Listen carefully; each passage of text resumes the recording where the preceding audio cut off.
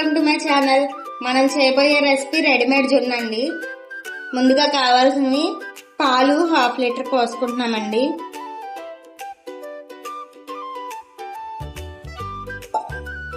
ఇలా రెడీమేడ్ జున్ను పౌడర్ ఉంటుంది, మనకి ఎప్పుడు కావాలంటే అప్పుడు మిక్సింగ్ చేసేసుకోవడమే.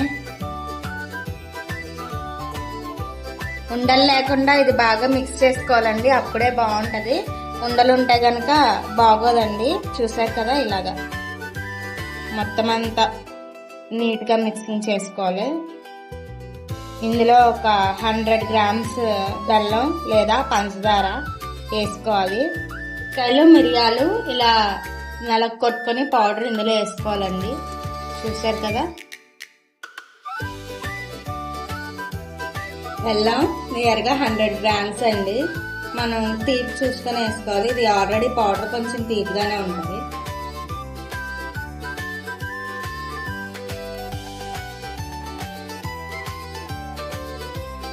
స్టవ్ ఆన్ చేసి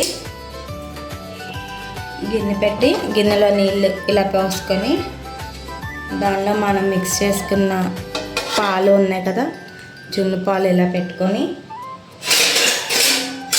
దాని మీద మూత వేసుకోవాలి. వేసుకొని పైన మూత ఇలా వేసుకోవాలి.